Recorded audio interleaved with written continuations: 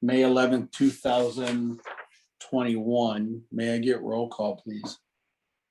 And Yes. again, please ask or announce where you're residing right now. Thank you. Okay, Commissioner Barna. I'm here. I'm in Mason, Michigan. Council Liaison Clark gave notice. Vice Chair Howe. Mr. Chair, when Vice Chair Howe joins, we just realized that we need to pause and ask him for his location. Correct. Okay. Yep. All right, Commissioner Husby did give notice. Commissioner Perot, Here, Mason. Chair Sabatin, Here from Mason. Commissioner Waxman, Here at Mason. and Secretary Wren. Here in Mason. You have 5 and you do have a quorum. Okay. Item number 3 is a public comment. Not seeing anybody in our in attendance other than the commission or commissioners. We will move on to item number 4A, approval of the amended minutes of the regular planning commission meeting from March 9th. Commissioners, we have a unique situation here where after going through the meeting minutes, Director Hughes, I believe it was Director Hughes, had found several errors in the minutes. So she's asked us to, or she's brought the meeting minutes back to reapprove those minutes from the March 9th meeting. Director Hughes, have I covered that appropriately? That is correct. And I apologize again. There's one more small, very minor administrative issue. And if you look at the bottom of page 4, it says page 4 of 3. And so we will correct. So I don't know why this one said it's been first, but March 9th is, can't get the minutes quite right. So I apologize. Okay. So commissioners, may I have a motion to approve the amended minutes as presented with the additional correction of the March 9th meeting, March 9th, 2021 meeting? Chair, I move to approve the minutes as presented and corrected. Support. All right, may I have a roll call vote, please? Thank you. Barna, Yes. Perot, Yes. Sabatin, Yes. Waxman, Yes. and Wren. Yes. Thank you. All right, thank you. Thank you, everybody. Also in item 4B now is the regular meeting from April 13th. Are there any additions, corrections, deletions, updates that need to be done? If not, I will entertain a motion to approve those minutes.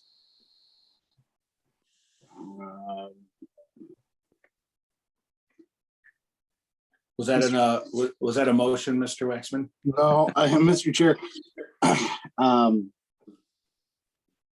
I assume that we were waiting for Vice Chair Howe so that we could amend those minutes for his location in the last one.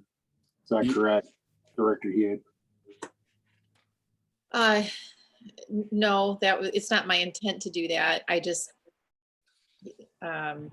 he's missed the last couple meetings where we voted on minutes. And I know that there was one where he had a correction. I think we've covered it all, but at this point, I don't think we can wait. Right. I don't know. Mr. Chair, I defer to you. Yeah, I don't want to, I did text him to ask him if he was planning on joining us. And I have not heard from him. So, Okay. All right. Yeah, I'll move to approve the minutes as presented. have a second? Anyone? Second. Support. Okay, Ren. All right. May I have a roll call vote, please? you. Barna, Yes. Pro, Yes. Sabaden, Yes. Waxman, Yes. and Wren. Yes. Okay, thank you, everybody. Item 5A is the Michigan training. Director Hughes, I'm gonna let you take this one. This is a training that you're looking for feedback on recent training or future I opportunities. just, I want to share my screen with you here for just a quick second. I really appreciate so many people participated in training this year, and I really appreciate that as staff because it certainly helps me, communicate with you, and I want to make sure everyone feels comfortable and empowered at the meetings, and that you feel confident in your role. So I wanted to go through who has attended so far, any feedback you have on the training, what you thought, what you liked, what you wished it had covered that it didn't, and then maybe we can talk about some other training opportunities. So up on the screen here, I have sort of a list of some of the trainings that have been offered through the years, and many of you participated in the 2019 training that we did on site. So I just thought I would make sure that I have this up, I have it accurate. Seth, I know you participated in the CIP training. We had Jerry, who's on the ZBA, participate with the master plan training. So I think we've got a really nice mix of everyone's participated in something. And anyway, so I'd like to hear your feedback on the training that you have had so far. Commissioners. Mr. Chair. Mr. Waxman. Yeah, so while I didn't actually physically attend that training in 2019, I do have the materials, and that it was useful material. I can say that the CIP training was a fantastic workshop. I thought that gave me a great insight into exactly what goes into a CIP. The Winter Cities presentation was interesting just from, I have a interest in placemaking, so it was all about placemaking. I definitely, if we were to try to do something where we combined with other communities or did, an on-site workshop of some sort in the future, I definitely think it's timely for us to look at master plan. It's timely for us to look at managing risk, just from a perspective that we want to make sure that we know what we're doing in those two areas, Sure. especially right now going into master planning for the update that's gonna happen next year. So Thank you. Anyone else? I also would really appreciate some additional training on master planning. I've been through it a couple of times, it feels like, but I think that, depending on, who the consultant is or contractor or whatever you call them,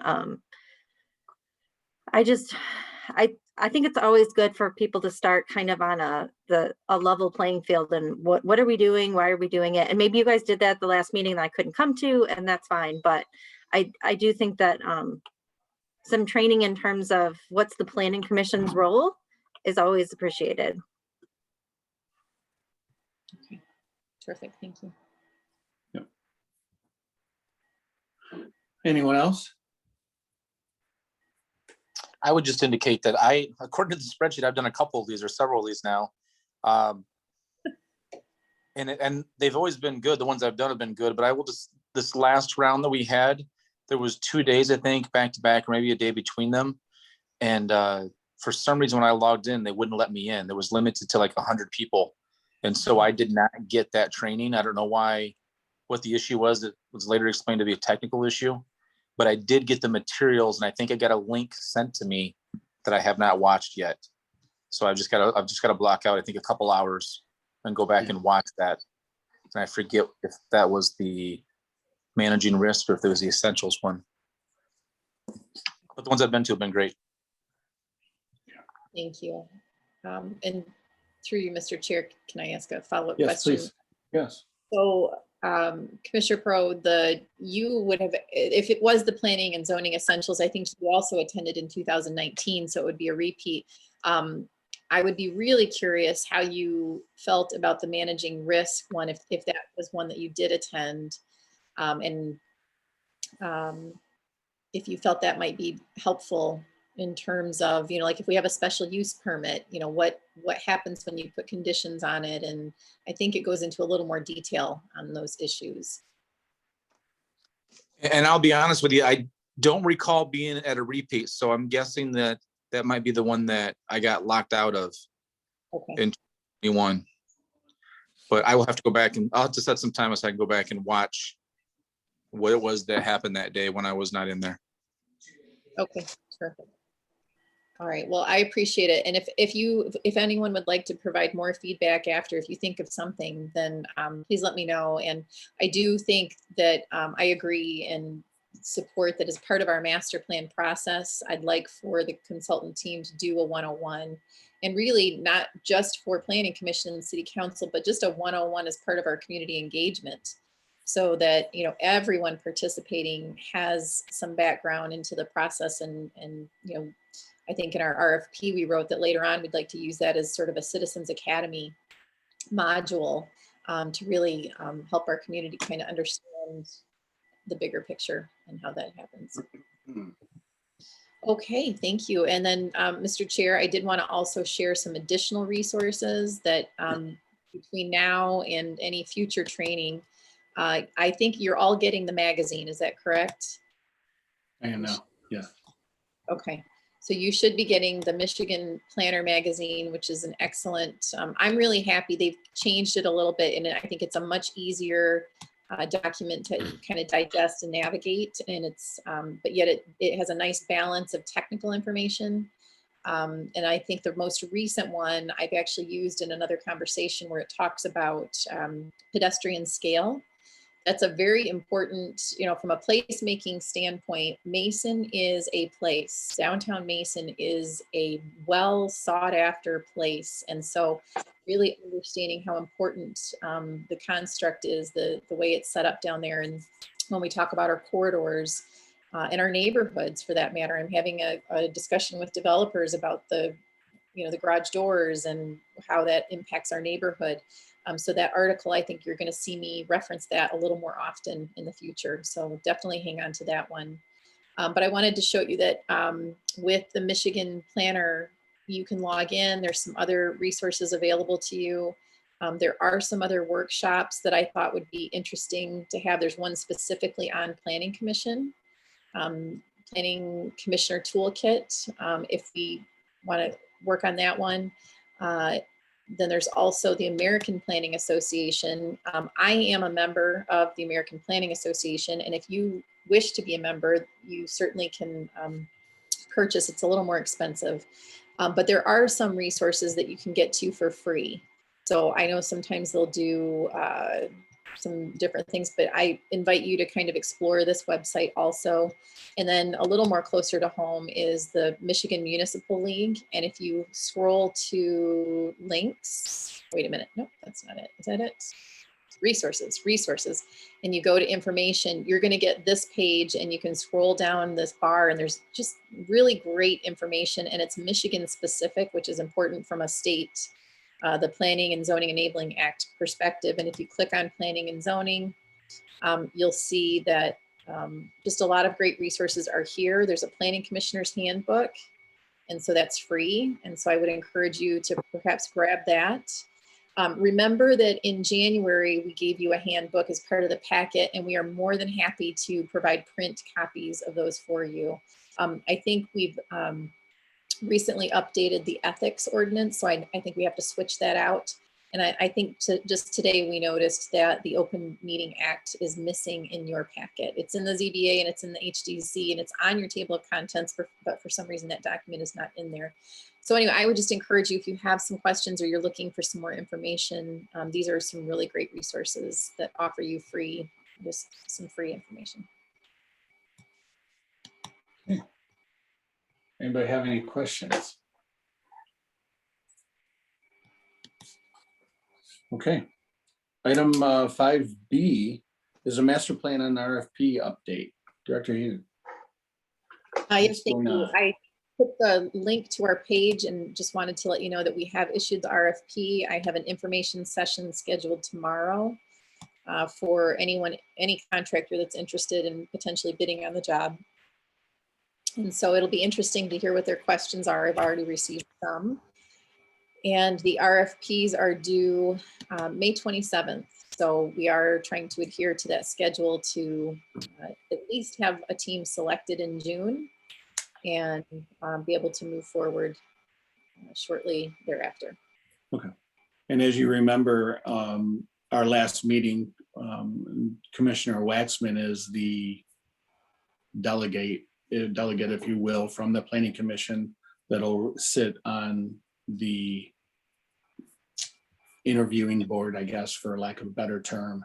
I did watch the city council meeting last week, and Mayor Whipple attempted to appoint Councilmember Clark. And there was some discussion on that. So they've tabled the meeting and now it's an agenda item at the next meeting. I believe that's on the 17th. And then, so Commissioner Waxman, you'll have a partner hopefully by the end of the meeting. After some riveting conversation, I'm certain of that. So that's where we're at. With that, I believe. Anything else for the master plan?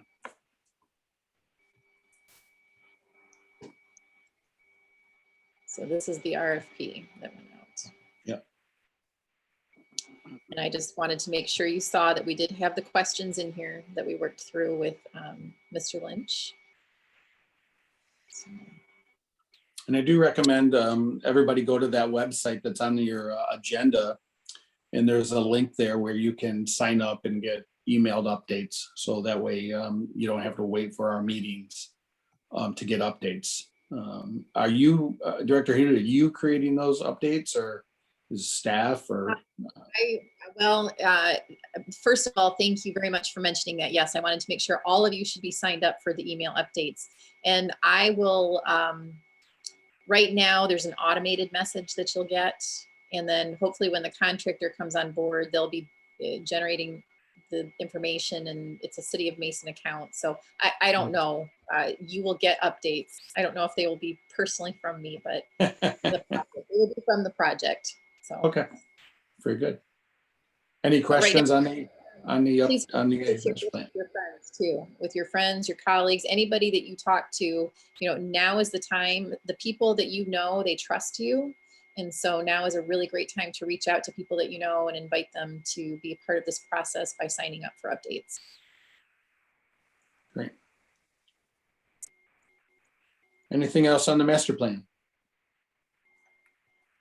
Okay. Item 6, commissioners, do you have any new business? Items, Mr. Chair, yes. I guess maybe this would be unfinished business or new business, really. I know that City Council voted to reinstate in-person meetings for that body. Does that apply across the board No. to all boards and commissions or just to City Council? Just city council is my understanding. And I'm not exactly sure when I get the feeling, and Director Hughes, maybe you can shed some light on this. I got the feeling that they were going to kind of test the waters with the council meeting, see how it went, and then provide some feedback to the city manager and see where how things go, and then move forward from there. Thank you. Yeah, Mr. Chair, I did speak to City Manager Stewart, and yes, as we can meet electronically, and I believe ours runs with the county's ordinance, and you saw that on our agenda, our meeting materials. We made that statement. Yes. And so I do believe that you as a commission have the option of voting if you would like to return in person, but we are not obligated to vote one way or the other. We're able to meet remotely. All right. I guess I'll throw my 2 cents in. I'd like to see how the council meetings go and see if they can do it. There's some technological issues there, hurdles, I guess, that they're gonna have to get through or work through. I'd like to see those, see how they adjust to those when they have people come in. So we'll use the city council as a guinea pig and see how they do. And, if it runs smoothly, then maybe at our June meeting, then we can discuss the board's feeling on getting back together. I have no strong feeling to return to in-person meetings. I like all of you and I like being in your proximity, but to be honest with you, remote meetings are easier. My only question was because it's in accordance with the resolution that they passed. And I did not know whether that resolution does allowed each board to make that determination or if that was a city council determination. Director Hughes. No, it's each board. Okay. So each board and commission. Okay. So we are planning to be remotely and meet remote until there's a vote otherwise from you or from, the county. That depends on what the restrictions are. Makes sense. Any to me. questions? Okay.